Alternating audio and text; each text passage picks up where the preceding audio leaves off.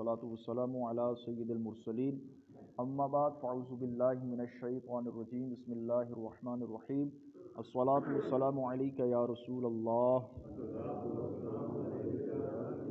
व अला आलिका व अस्हाबिका या हबीब अल्लाह। आज इंशाअल्लाह हम अल्लाह तबारक व तआला जल्ल जलालुहु के फज़ल व करम से सूरह तौबा की आयत नंबर 34 का तर्जुमा व तफसीर पढ़ने सुनने की सआदत हासिल करेंगे।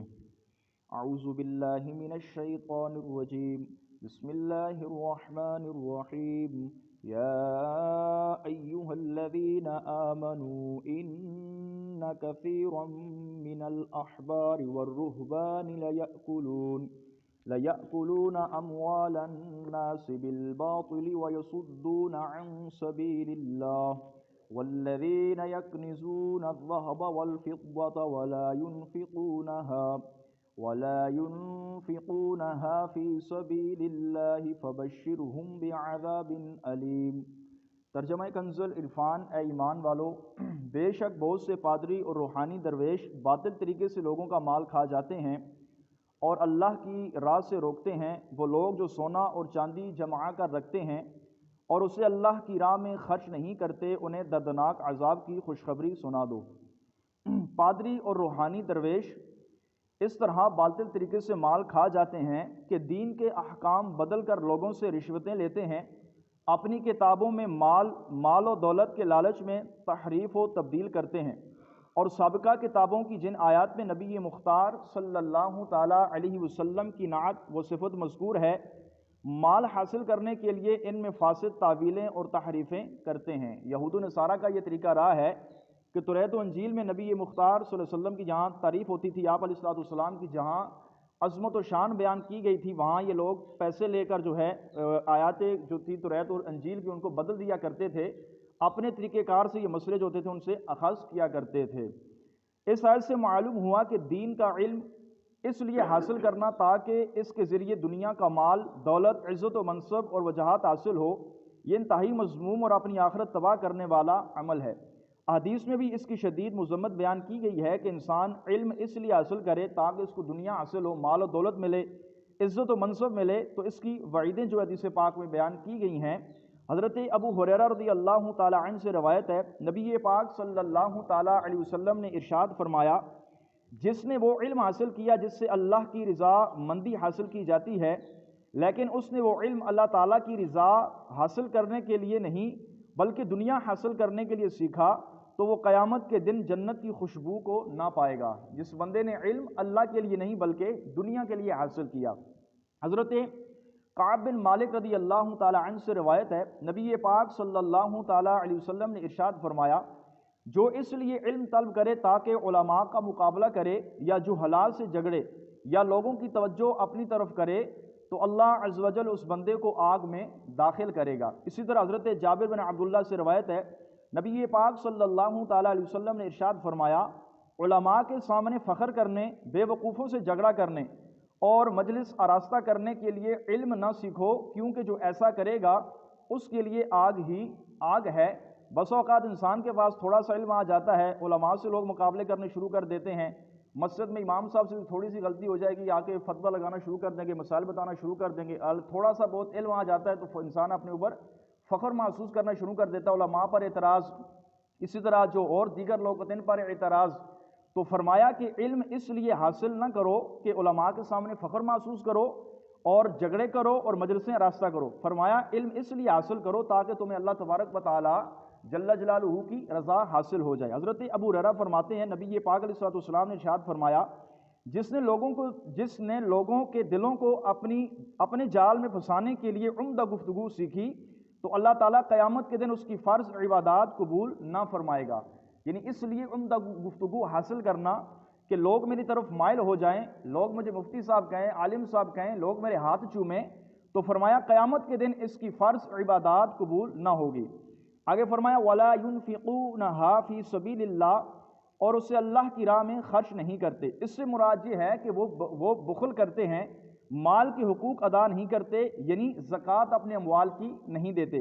जब अल्लाह ताला ने यहूदी और ईसाई उलमा व पादरियों की हिर्से माल का जिक्र फरमाया تو مسلمانوں کو مال جمع کرنے اور اس کے حقوق ادا نہ کرنے سے خوف دلاتے ہوئے فرمایا وہ لوگ جو سونا اور چاندی جمع کر رکھتے ہیں اس سے اللہ کی راہ میں خرچ نہیں کرتے، انہیں دردناک عذاب کی خوشخبری سنا دو کہ وہ لوگ جو اپنے اموال کا زکوٰۃ نہیں نکالتے۔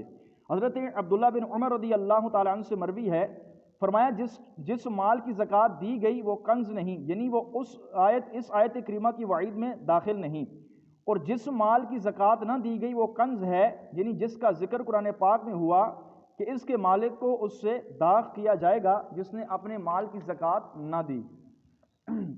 حضرت ثوبان رضی اللہ تعالیٰ عنہ سے روایت فرماتے ہیں جب یہ آیت کریمہ نازل ہوئی تو نبی پاک علیہ الصلوۃ والسلام سے صحابہ اکرام نے عرض کیا یا رسول اللہ سونے چاندی کا تو یہ حال معلوم ہوا، پھر کون سا مال بہتر ہے جس کو ہم اپنے پاس جمع کر کے رکھیں ہمیں وہ نفع پہنچائے؟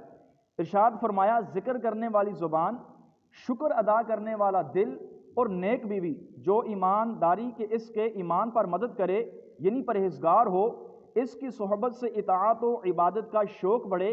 فرمایا تمہارے لیے تین چیزیں بہتر ہے کہ ان کو اپنے پاس جمع کر لو، ایماندار بیوی، نیک بیوی کہ جس کی صحبت میں رہ کر آپ کو اطاعت و عبادت کا شوق آپ کا بڑھے، اسی طرح فرمایا ذکر کرنے والی زبان اور اللہ تبارک و تعالیٰ کا شکر ادا کرنے والا دل کہ تھوڑا ملے یا زیادہ ملے ہر حال میں اپنے رب کا شکر ادا کرنا۔ فرمایا یہ تین چیزیں اپنے پاس جمع کر لو، یہ تمہارے لیے بہتر ہیں۔ مال جمع کرنے کا حکم اور مالدار صحابہ کرام کے واقعات، یہاں سے ہمیں یہ ایک بات پتہ چلی ہے کہ مال اپنے پاس جمع کرنا یہ جو ہے کوئی مذموم بات نہیں ہے، ایک مباح عمل ہے کہ بعض صحابہ کرام علیہ رضوان کے پاس بھی مال جمع ہوتا تھا، امیر ترین صحابہ کرام ہوتے تھے جیسا کہ حضرت عثمان غنی، حضرت عبد الرحمن بن عوف، اسی طرح دیگر صحابہ کرام جو تھے بہت زیادہ مالدار تھے یہ صحابہ کرام۔ تو اس سے پتہ یہ چلا کہ مال کا اپنے پاس جمع کرنا یہ کوئی مذموم بات نہیں ہے، بری بات نہیں ہے، مال اپنے پاس آپ جمع کر سکتے ہیں، لیکن اس مال کا جو حق اللہ تبارک و تعالیٰ نے مقرر فرمایا ہے اس کو ادا کریں تو وہ مال آپ کے پاس بہتر ہے۔ یعنی زکوٰۃ 1,00,000 روپے آپ کے پاس جمع ہے تو آپ شریعت کہتی ہے اس میں سے آپ 2500 روپے زکوٰۃ دیں، باقی پیسے استعمال کریں آپ۔ اسی طرح کروڑ روپے آپ کے پاس ہے تو یہ زکوٰۃ بنتی ہے شریعت کی، وہ زکوٰۃ آپ نکالیں، باقی پیسے آپ اپنے استعمال میں لائیں، اس میں کوئی بھی حرج نہیں ہے۔ یہاں سے مذمت ان لوگوں کی بیان کی گئی ہے جو اپنے پاس مال جمع کرتے ہیں اپنے مال کا زکوٰۃ نہیں نکالتے۔ یاد رہے کہ مال کا جمع کرنا مباح ہے، مذموم نہیں، جبکہ اس کے حقوق ادا کیے جائیں، یعنی اس میں سے زکوٰۃ وغیرہ نکالی جائے۔ حضرت عبد الرحمن بن عوف، حضرت طلحہ وغیرہ صحابہ کرام مالدار تھے۔ اسی مناسبت سے صحابہ کرام کی مالداری کے چند واقعات یہاں پر ذکر کیے گئے ہیں۔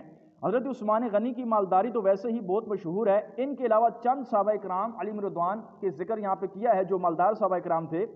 حضرت عبد الرحمن بن عوف، نبی پاک علیہ الصلوۃ والسلام کی دعا کی برکت سے اللہ تعالیٰ نے حضرت عبد الرحمن بن عوف رضی اللہ تعالیٰ عنہ کو کثیر مال عطا فرمایا اور اپنی مالداری کے باوجود یہ باکثرت صدقہ و خیرات بھی کیا کرتے تھے۔ نبی اکرم صلی اللہ علیہ وسلم کے مقدس زمانے میں آپ نے اپنے مال میں سے پہلے 4,000 درہم صدقہ کیے، پھر 40,000 درہم اللہ تعالیٰ کی راہ میں خیرات کیے، اس کے بعد 40,000 دینار صدقہ کیے، پھر 500 گھوڑے، اور اس کے بعد آپ نے 500 اونٹ اللہ تبارک و تعالیٰ کی راہ میں صدقہ کیے۔ تو اس وقت کے 500 اونٹ، اب کے 500 اونٹ آپ لگائیں تو کروڑوں روپے یہ بنتے ہیں کہ جو ہمارے صحابہ کرام علیہ رضوان اللہ تبارک و تعالیٰ کی راہ میں خرچ کیا کرتے تھے۔ ایک مرتبہ مدینہ منورہ میں حضرت عبد الرحمن بن عوف کا تجارتی قافلہ آیا، اس قافلے میں گندم، آٹے اور کھانے سے لدے ہوئے 700 اونٹ تھے۔ 700 اونٹوں پر آپ کا مال آیا۔ حضرت عائشہ صدیقہ رضی اللہ تعالی عنہا نے شور سنا تو اس بارے میں دریافت فرمایا تو انہیں بتایا گیا کہ حضرت عبد الرحمن بن عوف رضی اللہ تعالی عنہ کا تجارتی قافلہ واپس آیا جس میں گندم، آٹے اور طعام سے لدے ہوئے 700 اونٹ ہیں۔ حضرت عائشہ نے فرمایا میں نے نبی اکرم صلی اللہ تعالی علیہ وسلم کو ارشاد فرماتے ہوئے سنا کہ عبد الرحمن بن عوف جنت میں گھسیٹتے ہوئے داخل ہوں گے۔ جب یہ بات حضرت عبد الرحمن بن عوف رضی اللہ تعالی عنہ کو معلوم ہوئی تو آپ نے کہا اے میری ماں، میں آپ کو گواہ بناتا ہوں کہ میں نے یہ تمام اونٹ اپنے ساز و سامان کے ساتھ اللہ تبارک و تعالیٰ کی راہ میں صدقہ کر دیے۔ یعنی اللہ نے مال بھی دیا تھا اور اللہ تبارک و تعالیٰ نے اپنی راہ میں ان صحابہ کرام کو خرچ کرنے کا جذبہ بھی عطا فرمایا تھا۔ جب حضرت عبد الرحمن بن عوف کا انتقال ہوا تو آپ کے ترکے میں حاصل ہونے والے سونے کو کلہاڑیوں سے کاٹا گیا، یعنی اتنا مال آپ کے پاس تھا، اتنا سونا تھا کہ اس کو کلہاڑیوں سے کاٹا گیا۔ جس طرح کہ ہم لکڑی کو کلہاڑی سے کاٹتے ہیں، اتنا سونا نہیں تھا بلکہ اتنا زیادہ سونا تھا کہ صحابہ کرام نے اس کو کلہاڑیوں سے کاٹا۔ یہاں تک کہ لوگوں کے ہاتھوں میں ابلے پڑ گئے، یعنی چھالے جس کو ہماری زبان میں کہتے ہیں، کاٹتے، یعنی اتنا زیادہ مال تھا، سونا تھا کہ اس کو کلاڑیوں سے کاٹتے کاٹتے لوگوں کے ہاتھوں میں چھالے پڑ گئے۔ اس کے علاوہ آپ کے ترکے میں 1000 اونٹ، 3000 بکریاں، 100 گھوڑے بھی شامل تھے جو بقیہ چراگاہ میں چرتے تھے۔ یہ صحابہ کرام علیہم رضوان کا انداز تھا، یعنی اتنا زیادہ مال اللہ تبارک و تعالیٰ نے ان کو عطا کیا تھا اور اپنی راہ میں خرچ کرنے کا جذبہ بھی عطا فرمایا۔ حضرت طلحہ بن عبید اللہ کی عراقی زمینوں میں سے ہونے والی آمدنی 4 سے 5 لاکھ درہم تک تھی، اور سرات کی زمینوں سے ہونے والی آمدنی 10,000 دینار کے لگ بھگ تھی۔ یوں اغراض سے بھی آمدنی ہوتی تھی۔ آپ بنو تمیم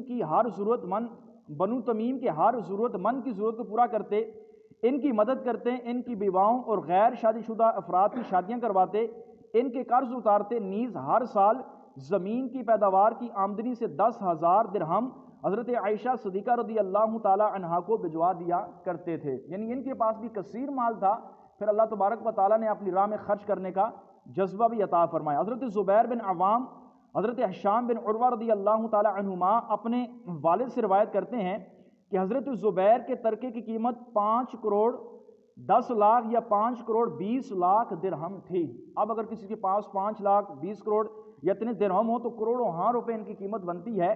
فرمایا ان کے ترکے میں یعنی جو مال یہ چھوڑ کر گئے تھے اس کی اتنی قیمت تھی۔ اچھا، بصرہ میں آپ کی حویلیاں تھیں، مدینہ منورہ کی زمین سے آپ کے پاس غلے کی پیداوار سے آمدنی آتی تھی۔ حضرت زبیر نے 4 بیویاں چھوڑی تھی، جن میں سے ہر ایک کو 11 لاکھ جو ہے درہم آپ کے جانے کے بعد ترکے کے اندر ان کو وراثت میں ملے تھے۔ ان کے علاوہ حضرت عمر بن ناس، حضرت عبداللہ بن مسعود، حضرت زید بن ثابت، حضرت سعد بن ابی وقاص، حضرت انس بن مالک بھی مالدار صحابہ کرام میں شمار ہوتے تھے۔ خیال رہے کہ مالدار صحابہ کرام در حقیقت مال کی ترتیب کے لیے مشعل راہ تھے۔ وہ اپنا مال شرعی مصارف میں خرچ کرتے تھے، اسی لیے مال جمع کر رکھتے تھے۔ ان کے اموال اظہار فخر کے لیے نہ تھے، نہ ہی دنیا فانی کے مال کی محبت میں اسے جمع کرتے تھے، بلکہ یہ مال اللہ تبارک و تعالیٰ کی راہ میں خرچ کرنے کے لیے حاصل کیا کرتے تھے کہ جو مال صحابہ کرام کو حاصل ہوتا تھا اس سے دیگر صحابہ کرام کی یہ مدد کیا کرتے تھے اور اللہ تبارک و تعالیٰ کی راہ میں خرچ کرتے تھے، غریبوں مسکینوں پر اس مال کو خرچ کرتے تھے۔ تو اس وجہ سے پتہ یہ چلا کہ مال جمع کرنا اپنے پاس کوئی مذموم بات نہیں ہے، اچھی بات ہے جب اس مال کا حق یعنی زکوٰۃ ادا کی جائے۔ اللہ تبارک و تعالیٰ جل جلالہ کی بارگاہ میں دعا ہے اللہ تعالیٰ ہم سب کو اپنے اموال کی زکوٰۃ نکالنے کی توفیق عطا فرمائے۔ صحابہ کرام علیہم رضوان کے اس طور طریقے پر اللہ تعالیٰ ہم سب کو عمل کرنے کی توفیق عطا فرمائے۔ آمین بجاہ النبی الامین صلی اللہ تعالیٰ علیہ وسلم۔